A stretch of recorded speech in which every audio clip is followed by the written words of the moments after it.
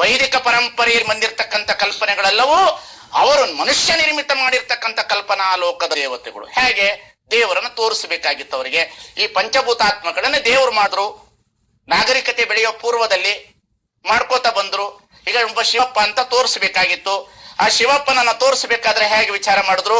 ಪೃಥ್ವಿ ತತ್ವವನ್ನೇ ತೊಡೆಯ ಮೇಲೆ ಪಾರ್ವತಿಯನ್ನಾಗಿ ಮಾಡಿದ್ರು. ಗಂಗೆ ತತ್ವವನ್ನು ತೆಗೆದು ತಲೆ ಮೇಲಿಟ್ರು. ಸೂರ್ಯನ ಶಾಖಕ್ಕಾಗಿ ಉರಿಗಣ್ಣಿನ ನೇತ್ರವನ್ನ ಮಾಡಿದ್ರು. ವಾಯುವ ಸಂಕೇತವಾಗಿ ಶಪಭೂಷಣನಾಗಿರ್ತಕ್ಕಂಥ ಹಾವನ್ನ ಹಾಕಿದ್ರು. ಆಕಾಶದಲ್ಲಿ ಕಾಣತಕ್ಕಂಥ ನೀರ್ ಬಣ್ಣವನ್ನ ಮೈ ಮೇಲೆ ಹಚ್ಚಿ ಇವನ ಶಿವಪ್ಪ ಅಂತ ತೋರಿಸಿದ್ರು. It is defied. ಇದು ಫಿಲಾಸಫಿಕಲ್ ಡಿಫೈಡ್. ಇದು ನಾವ್ ಎಲ್ಲಿ ನಿಂತಿದ್ದೇವೆ ಅಂತಂದ್ರೆ LKG ಪಾಠದಲ್ಲಿ ನಿಂತ್ಕೊಂಡಿದ್ದೇವೆ ನಾವು. ಅದನ್ನ ಮುಂದುವರೆದು ಹೋಗಬೇಕಿತ್ತಲ್ಲ. ಆ ಮುಂದುವರೆದು ಹೋಗಿರ್ತಕ್ಕಂಥ ಪಾಠವೇ ಬಸವಾದಿ ಪ್ರಮತ್ರ ಲಿಂಗ ಆಯ್ತದ.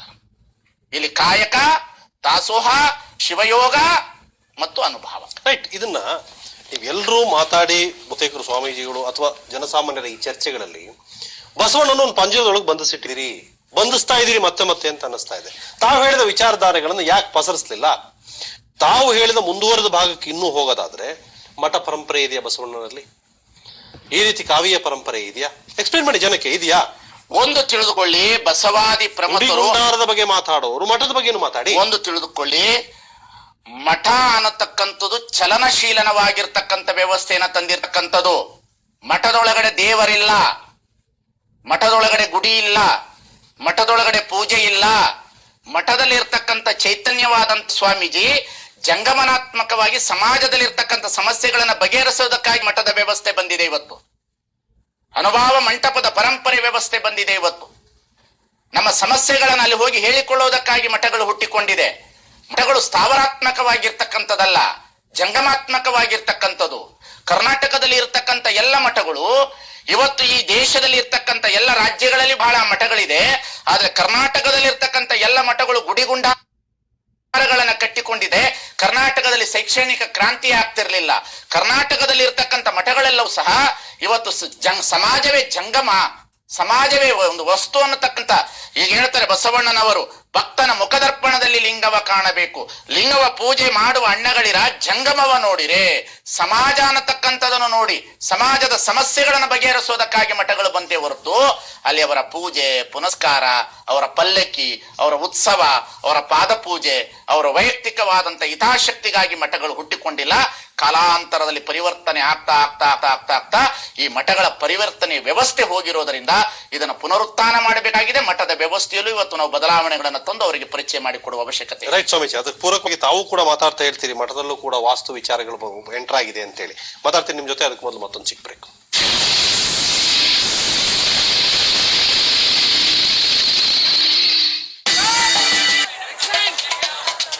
ನೋಡಿ, ಫ್ರೆಶ್ ಮಾಡೋಕಿತ್ತು ನಿಮ್ಮನ್ನು.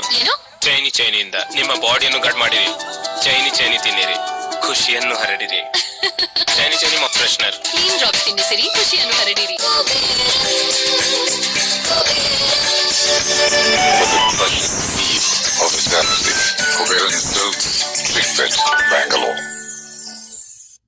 ಸಿಂಪಲ್ ಆಗಿ ಈಸಿಯಾಗಿ ಅಡುಗೆ ಮಾಡಕ್ ಹೇಳ್ಕೊಟ್ರಲ್ಲ, ಅದು ಹೇಗೆ ಅಂತ ಇವಳು ತಿಳ್ಕೊಬೇಕಂತೆ.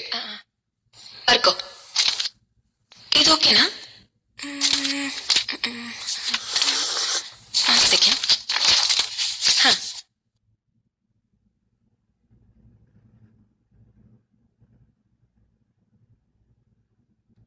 ಶಕ್ತಿ ಮಸಾಲ ಆಮೇಲೆ ಅಷ್ಟೇ.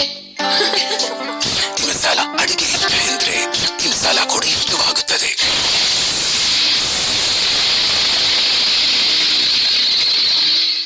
ಶ್ರೇಷ್ಠ ಕಾರ್ಯಕ್ರಮಕ್ಕೆ ಮತ್ತೊಮ್ಮೆ ಸ್ವಾಗತ. ಸ್ವಾಮೀಜಿ, ಅನೇಕ ವಿಚಾರಗಳನ್ನು ಮಾತಾಡ್ತಾ ಬಂದ್ವಿ. ನಿಮ್ಮ ಮಾತುಗಳನ್ನು ಭಾಷಣಗಳನ್ನು ಕೂಡ ನಾವು ಕೇಳಿದ್ವಿ.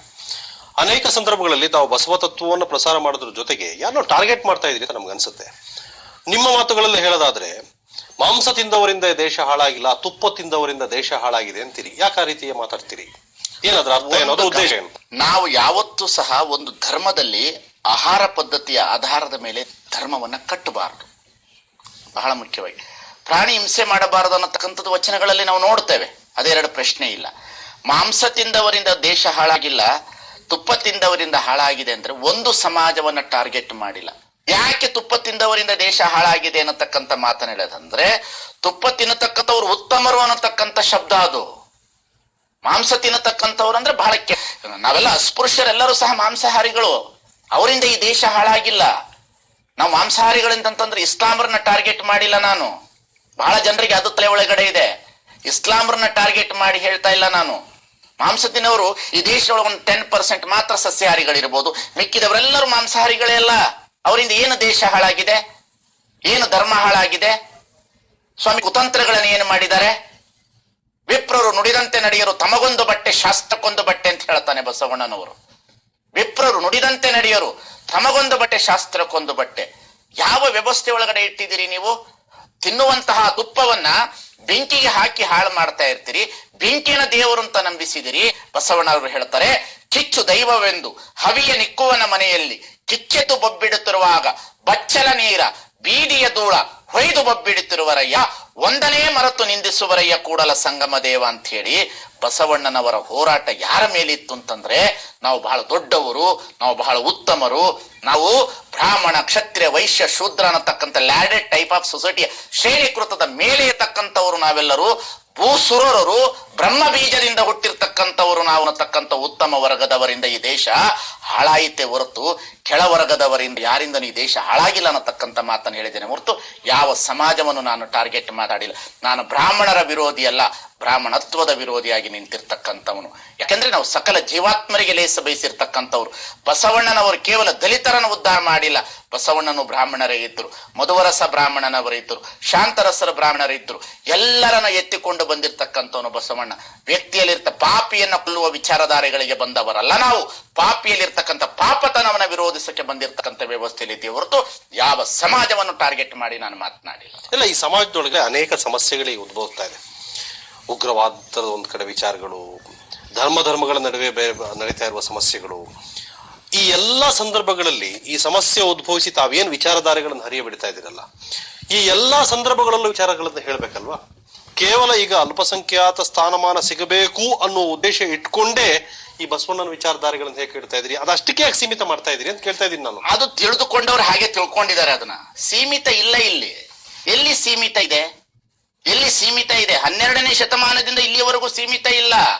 ಆಫ್ಘಾನಿಸ್ತಾನದಿಂದ ಸೂಫಿ ಸಂತ ಮರಳು ಶಂಕರ ದೇವ ಬರ್ತಾರೆ, ಹೋಳಿಗೆ ಮಾಯರೆ ಬರ್ತಾನೆ ಕಾಶ್ಮೀರದಿಂದ, ಈ ಕಡೆ ತಮಿಳುನಾಡಿನಿಂದ ಮಾದಾರ ಚೆನ್ನಯ್ಯ ಬರ್ತಾನೆ, ಮಾಳವ ದೇಶದಿಂದ ಡೋಹಾರ ಕಕ್ಕಯ್ಯ ಬರ್ತಾನೆ. ಎಲ್ಲಿ ಸೀಮಿತ ಮಾಡಿದೀವಿ? ಲಿಂಗಾಯತ ಅನ್ನೋದು ಜಾತಿ ಅನ್ನತಕ್ಕಂಥದ್ದು ಮೊದಲು ನಮ್ಮ ತಲೆ ಒಳಗಡೆ ಹೋಗಬೇಕಾಗಿದೆ. ಲಿಂಗಾಯತ ಅನ್ನತಕ್ಕಂಥದ್ದು ಕೆಳವರ್ಗದ ಅಸ್ಪೃಶ್ಯ ಎಲ್ಲ ಸಮುದಾಯಗಳ ಒಕ್ಕೂಟ. ಅದು ಲಿಂಗಾಯತ ಅನ್ನತಕ್ಕಂಥದ್ದು ಜಾತಿಯ ವ್ಯವಸ್ಥೆ ಅಲ್ಲ. ಅದು ಎಲ್ಲ ಸಮುದಾಯಗಳ ಒಕ್ಕೂಟದ ಹೋರಾಟ. ಅದು ಧ್ವನಿಯದು. ಆ ಲಿಂಗಾಯತ ಅನ್ನತಕ್ಕಂಥದ್ದು ಒಂದು ಸಮುದಾಯವನ್ನು ಎಂದು ನಾವು ಟಾರ್ಗೆಟ್ ಮಾಡ್ತಾ ಇಲ್ಲ. ಇವತ್ತು ಭಯೋತ್ಪಾದಕರ ವಿರುದ್ಧ ಟಾರ್ಗೆಟ್ ಮಾಡ್ತಾರೆ. ಯಾರು ಭಯೋತ್ಪಾದಕರಿದ್ದಾರೆ ಅವರ ವಿರುದ್ಧ ಹೋರಾಟ ಮಾಡ್ತೇವೆ. ಇಸ್ಲಾಮರ ವಿರುದ್ಧ ಯಾಕೆ ಹೋರಾಟ ಮಾಡಬೇಕು? ನಾವು ಬ್ರಾಹ್ಮಣರ ವಿರುದ್ಧ ಹೋರಾಟ ಮಾಡೋದಿಲ್ಲ, ಬ್ರಾಹ್ಮಣರಲ್ಲಿರ್ತಕ್ಕಂಥ ಶೋಷಣೆಯ ವಿರುದ್ಧ ಹೋರಾಟ ಮಾಡ್ತೇವೆ. ಈಗ ಪಂಚಾಂಗದ ಬಗ್ಗೆ ನಮಗೆ ಗೌರವ ಇರಬಹುದು, ಭೌಗೋಳಿಕವಾದ ಲಕ್ಷಣಗಳನ್ನ ಹೇಳುವುದಕ್ಕೆ, ಆದರೆ ಪಂಚಾಂಗ ಹೇಳಿ ಜನರನ್ನ ಶೋಷಣೆ ಮಾಡೋರ ವಿರುದ್ಧ ಹೋರಾಟ ಮಾಡ್ತೇವೆ ನಾವು. ವಾಸ್ತುವಿನ ಬಗ್ಗೆ ಮಾತಾಡ್ತಕ್ಕಂಥವ್ರ ಬಗ್ಗೆ ನಮಗೆ ಗೌರವ ಇರಬಹುದು. ಗಾಳಿ ಬೆಳಕು ನೀರು ಬೇಕು, ಅದಕ್ಕಾಗಿ ವಾಸ್ತು ಇದೆ ಅಂತ ಹೇಳ್ರಿ.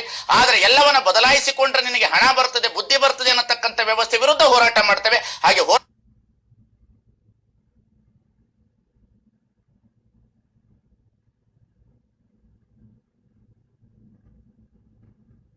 ಮಾಡ್ತಾ ಇದೀವಿ ಅಂತ ಹೇಳಿದ್ಕೊಳ್ಳಿ. ಧರ್ಮ ವಿರುದ್ಧ ಹೋರಾಟ ಅಂತ ಯಾಕೆ ತಿಳಿದುಕೊಳ್ಬೇಕು? ಅಥವಾ ಒಂದು ಸಮುದಾಯದ ವಿರುದ್ಧ ಹೋರಾಟ ಅಂತ ಯಾಕೆ ತಿಳ್ಕೊಳ್ಬೇಕು ನೀವು? ಇದು ನನ್ನ ಹೋರಾಟವಲ್ಲ, ಬಸವಣ್ಣನ ಹೋರಾಟ, ಬುದ್ಧನ ಆಶಯ. ಇದು ಅಂಬೇಡ್ಕರ್ ಆಶಯವ ವಕ್ತಾರರಾಗಿ ಮುಂದುವರೆದುಕೊಂಡು ಹೋಗ್ತಾ ಇದ್ದೇವೆ ಈ ದೇಶದೊಳಗಡೆ. ಇವತ್ತಿಗೂ ಗುಡಿಗುಂಡಾರದ ಒಳಗಡೆ ಪ್ರವೇಶವಿಲ್ಲ. ಪಂಕ್ತಿ ಭೇದಗಳನ್ನ ಕೊಡ್ತಾ ಇದ್ದೀರಿ ನೀವು. ದೇವಸ್ಥಾನಗಳಲ್ಲಿ ಇರ್ತಕ್ಕಂಥ ಕಲ್ಲನ ದೇವರು ಅಂತ ನಂಬಿಸಿದಿರಿ. ಕಲ್ಲನ ದೇವರು ಅಂತ ನಂಬಿಸಿರ್ತಕ್ಕಂಥ ದಿನಮಾನದಲ್ಲಿ ಬಸವಣ್ಣ 900 ವರ್ಷದಿಂದ ಈ ವಚನ ಹೇಳಿದ್ರಲ್ಲ, ಕಲ್ಲು ದೇವರು ದೇವರಲ್ಲ, ಮಣ್ಣು ದೇವರು ದೇವರಲ್ಲ, ಮರ ದೇವರು ದೇವರಲ್ಲ, ಕಂಚು ಹಿತ್ತಾಳೆ ತಾಮ್ರದಲ್ಲಿ ಮಾಡಿದ ದೇವರು ದೇವರಲ್ಲ, ಸೇತು ಬಂದ, ರಾಮೇಶ್ವರ, ಗೋಕರ್ಣ, ಅಷ್ಟಾಷಷ್ಟಿಂಗಳಲ್ಲಿರುವ ದೇವರು ದೇವರಲ್ಲ, ತನ್ನ ತಾನಾರೆಂದು ತಿಳಿದರೆ ತಾನೇ ದೇವ ನೋಡ ಅಪ್ರಮಾಣ ಕೂಡಲ ಸಂಗಮ ದೇವ. ಇದು ನಾವು ಹೇಳ್ತೀವೇನು? ಜನರನ್ನು ಎಚ್ಚರಿಸುವಂತ ಒಂದು ಧೈರ್ಯದ ಮಾತುಗಳನ್ನು ಹೇಳಿ ಹೋಗಿರ್ತಕ್ಕಂಥದ್ದು ನಾವು ಮುಂದುವರಿಸ್ತಾ ಇದ್ದೇವೆ. ನಾವು ಯಾರ ಮೇಲೆ ಟಾರ್ಗೆಟ್ ಮಾಡುವುದಿಲ್ಲ. ನಾವು ಯಾರ ಮೇಲೆ ಟಾರ್ಗೆಟ್ ಮಾಡೋ ಅವಶ್ಯಕತೆ ಇಲ್ಲ. It's only knowledge. ನಾವ್ ಯಾರನ್ನ ಟಾರ್ಗೆಟ್ ಮಾಡೋಣ? ಈ ದೇಶ ನಮ್ಮದು.